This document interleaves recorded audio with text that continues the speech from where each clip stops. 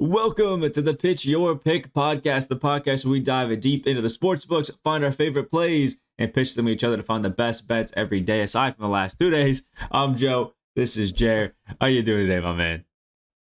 I'm doing well today. It was actually kind of a conflicting day. I had three bad beats Yeah. on the betting side of things, but on the good side of things, I actually found out I'm buying a house today. So that's that. Yeah, you know what? A slight negative, but a big dub. So you know what? You got to take those in Yeah. stride. I guess we'll get the elephant out of the room here. Apologize for no podcast, TikToks, or anything like that. Lack of content, I guess, the last few days. I got called up to do some crazy stuff for work, and I just couldn't say no to it.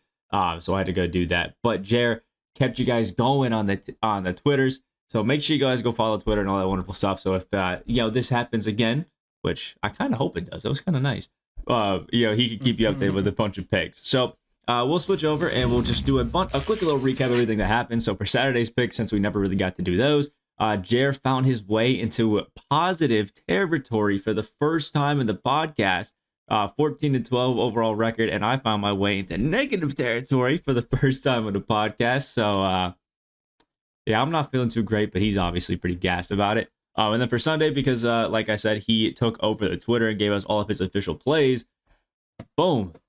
Yeah, decent day. Nice little 2-2. Chabat and Patrick Kane came out for you, but some guy that I'm not even going to try to pronounce his name, and Burns, not so hot, but I kept it at an even little record there. And then for yesterday's performance, we did some TikTok or Twitter. I keep saying TikTok for some reason. Twitter picks for the day because we couldn't really record anything. And this is why we do long, in-depth research and then give you guys an overnight episode. Because when we research and then just put it on Twitter, we have a 1-4 night. So we have a better one. Anyway, it was bad. This is why we do the podcast format. Twitter sometimes can be a little bit tough. I was doing a lot of phone research for mine, so you know what? It is what it is. Anyway, we can get it started, and Jerry can cover up some of these NHL games. So we can see what we're going to be looking for tonight. Yeah, there's 11 games tonight, actually, which is wild for Tuesday. There's a few good games. The first one that I wanted to look at was Colorado and New Jersey, but I really didn't know what to do with this game the way Colorado's been playing recently. Florida is playing, which is a team I always like to bet on. Another game that I looked at, but I didn't really see anything that I loved there. Toronto's on a back-to-back at Seattle. Detroit is playing Arizona. That's kind of a snooze fest. Ottawa's playing St. Louis. That'll be an all right game. New York and Minnesota will be a very good game. The Rangers are in Minnesota tomorrow night. The Dallas Stars and the Nashville Rangers jumped off my screen. That's one of the game we're going to talk about. Tampa at Winnipeg's another somewhat interesting game. If you like to find interesting angles, it's not really great for a money line bet, but it might be a good bet for an under or whatever, or Tampa team total. I don't really know. I looked at that game, but didn't see anything I loved either. Anaheim and Chicago, that game has the potential to have 1 million goals scored. And to finish off the night, Washington is in Calgary tomorrow night, which should be another good game. Yeah, right. 11 games. It's kind of wild. There's a lot of hockey to be watching. For the NBA, we can't say the same. It's a bit of a snooze fest across the board. I mean, we're going to watch the 14.5 point favorite Bucks go against the Thunder. No, thank you. We have this Brooklyn Nets versus Charlotte Hornets, and I will be covering, I think, 2 picks in this game. The Cavs versus Pacers, again, I already have my pillow ready. Suns and Magic, again, I have a second pillow ready because this is just horrible. Pelicans and Grizzlies might wake me up a little bit, but the bed sheets are getting pulled up for this Bucks and Thunder, and Clippers Warriors could be okay. But this is going to be a Warriors team without Draymond Green, without Steph Curry, and without Klay Thompson. So we're really just going to be watching Jordan Poole versus Reggie Jackson, which are 2 good players, but they don't sell the tickets. So it's not really what we're looking for. And then for college basketball, we are currently in the time where it is the battle of the bottom, scraping the barrel, trying to find some games to watch, where we have Boston College versus Pittsburgh, 11-19 versus 11-20. I looked at this game a little bit. I do like Boston College in this one. I almost pitched them to cover the spread. I'll probably be betting it anyway, but it's just, again, a lot of these bottom barrel teams I'm just not really looking for. Clemson could be a nice one to just watch them beat on NC State, but a lot of these are just games where I don't really feel comfortable betting on them, but you can tune in to watch Gonzaga beat down on some people if you want to. It's overall a bit of a snooze fest in the basketball world, but at least you got 11 NHL games to watch. So I guess we'll start off like we do every podcast, get right back into it with Jared pitching his first pick of the day. Yeah, so the first game I'm actually going to talk about is the Las Vegas Golden Knights at the Philadelphia Flyers. I think I forgot to mention this game in the recap. You did. But it doesn't matter because we're talking about it now. So tonight we're going to get to see another look at this Vegas team with Jack Eichel in the lineup. Coming off the surgery, Eichel's starting to find his footing after missing more than a year of hockey. In the last game, Eichel scored the game-winning goal in the dying seconds of regulation to give the Knights the win at home. After the goal, T-Mobile Arena just erupted, and you could just kind of tell that Eichel needed that moment after getting back on his skates. Coming off that win, they now draw a matchup against a much weaker opponent than the Philadelphia Flyers. The Flyers are one of the worst teams in the NHL. They are the third least profitable team at home with a record of 9-20. Vegas has struggled recently as well, but coming off a massive win at home, I think the momentum will carry into this road game tonight. Vegas is one of the best teams on the road in the NHL. They have a record of 16-9 and are the fourth most profitable team on the road. As I said, Vegas has been struggling, but they haven't been near as bad as the Flyers. The Flyers have only won 2 of their last 10 games and are 1-4 in their last 5 home games. These two teams have only played once so far this year, and the Flyers actually took that game 4-3. However, this game was played in early December when the Flyers were in the middle of a 4-1 run. And that's about the only good stretch of hockey they played this season. And the Knights actually dominated that game. Vegas had 44 shots to Philly's 25, and somehow the Flyers still snuck out a win. This Vegas team has had some good stretches and their bad stretches. Since the start of March, the Knights are 3-1, and to be quite honest, I just think they're a better hockey team from top to bottom. They've dealt with injuries throughout the year, guys coming in and out of the lineup, and now they got their superstar back in Jack Eichel. Now with their full complement of guys, I think they're just games away from putting it all together. Vegas takes the 3rd most shots in the NHL, and the Flyers allow the 27th most shots per game. I expect Vegas to dominate the play again. I think we should probably see a shot total that ended up much like the last time they played, that 44-25. And I don't think there's any way Vegas gets robbed twice here. I expect Robin Leonard to be in the pipes tonight for Vegas. He's played fairly well recently, including last game where he only allowed 1 goal on 40 shots. And at the other end, it's already been confirmed that Carter Hart will be tending the crease for the Flyers. He's been nowhere near as good as he was last year. Although this year he hasn't been given much help from the people in front of him playing defense. I feel like this Vegas team is just waiting to ignite, and Jack Eichel might be that piece they've been waiting for. With him starting to feel more comfortable, scoring 2 goals in their last 4 games.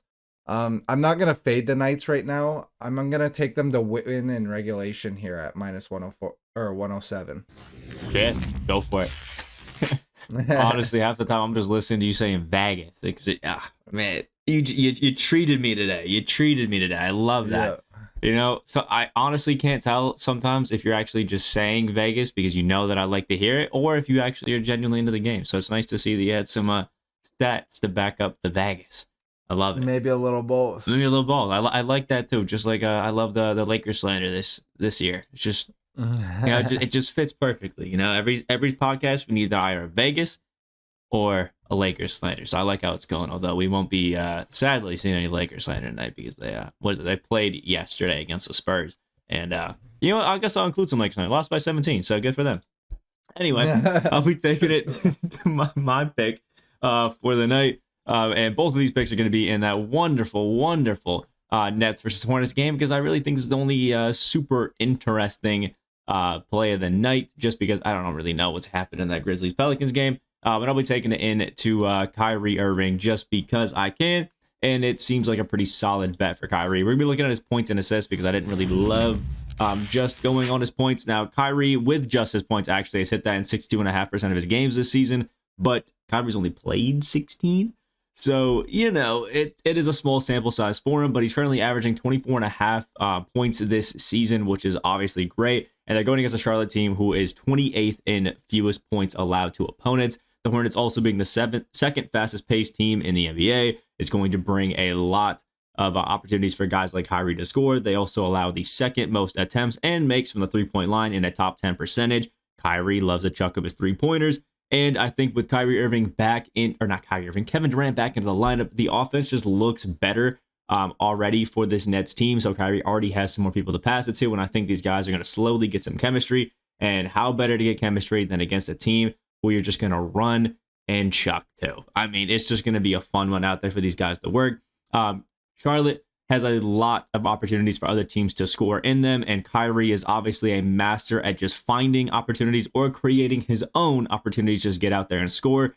He's had an amazing amount of assists in his last, few games. He's also just dropping buckets, although the last two have been a little bit weak. I think he's kind of trying to pass a little bit too much to KD than maybe he should, but I think he's going to come out here and just absolutely hoop against them, because Charlotte has let everybody in their last 5 games, at least one guy, score 30 against the Bucks. They let almost 4 of the starting 5 drop 50. You do that against this Nets team, and it's just going to be easy cake for them, honestly. Just going to eat it up and have some fun. The only thing I have to say about Kyrie Irving is I didn't know they allowed part-time basketball players. Yeah. Honestly, what I was going to say is I fully expect Kyrie to come out here, pass up this 28.5 points on his points and assists, hit that line over, and then talk about how it's not just about getting a shot in his arm and moving on to play home games. But, we'll move on from that, I guess. That's all I got about that. That's all we got to say about that. Anyway, next pick. So the next pick I already talked about this one, actually, the Dallas Stars and the Nashville Predators. When I saw this game, this one just kind of jumped off my screen, just the way the line was set up. So tonight the Stars will be on the road in Nashville to take on the Predators. And to be quite honest, this is a matchup between two perfectly average hockey teams. The Stars have been on fire recently. They've actually won 4 games in a row and 7 of their last 10. The Stars offense has been on fire as well. Their star left winger, Jason Robertson, is coming off games where he had back-to-back hat tricks. On the other side, recently, the Predators have been, perfectly average. Over their last 5 games, they are 3-2, but over their last 10, they're 4-6. Over their last 10 games, the Stars have kept it much tighter defensively. They're only allowing 2.20 goals per game against, whereas the Predators are allowing 3.3 goals per game over their last 10 games. On the money line currently, Dallas is plus 105 to plus 115, depending on where you shop. But in games when they're underdogs of plus 125 or less, they actually have a record of 8-3. And when the Predators are favored by 125 or less, or minus 125 or less, they're 1-5. These two teams are very competitive when it comes to the advanced metrics. In Corsi percentage, they rank 18th and 19th. They rank 15th and 16th in the expected goals for percentage. Dallas actually ranks 12th in scoring chance for percentage, whereas Nashville ranks 15th. And Dallas ranks 9th in high danger scoring chances for percentage, and Nashville ranks 12th. So there's not much difference between these teams in any of these major categories. The Stars do have the 9th best power play in the NHL, though, and the Predators take the most penalties per game in the NHL. So I'm going to ride with the hotter team here and lock in the plus money, because I don't think it closes as a plus money bet. And I'm going to take the Stars on the money line at plus 108. We love it. We love it. I'll be honest. As you said a few times, that they're very average teams. Those are games that I usually like to avoid. But if you can get some plus money on it, I can't hate on that. So plus money straight up. Plus money. I mean, I tried to make a hot bet earlier with the plus money on Joel, and they absolutely fried me. So I might be staying away from the pluses a lot for the time being. Anyway, for the final pick of the podcast, I'm taking it back again. I said it already, to that wonderful Nets and Charlotte game. Only game that I find interesting, and we'll be taking it to who I think is becoming a podcast darling for us, which should clue in to Jared at least of who we're picking. Maybe not you guys quite yet. Miles Bridges, that's my guy. But picking it just as assists is kind of Jared's thing. We've been talking about it behind the scenes. So I'm going to be going with his points and assists because both of these for Miles Bridges are just easy money for him, aside from against the San Antonio game where they kind of just got cooked, but other people like Kerry Rozier were just hooping in it. So again, like I said, Miles Bridges is becoming one of our favorite players. So at this 22.5 points and assists, I think it's pretty easy for him to help over on this. We're going to be playing a very fast game tonight. Again, the Charlotte Hornets rank second in pace, and the Brooklyn Nets are currently 11th in pace. So it's just going to be a fast-paced game. Bridges, with his points set at 18.5, he's hit over that line in 60.8% of his games this season through 63 games. With his assists set where they are at 3.5, he's hit those through 46% of games in those 63 games.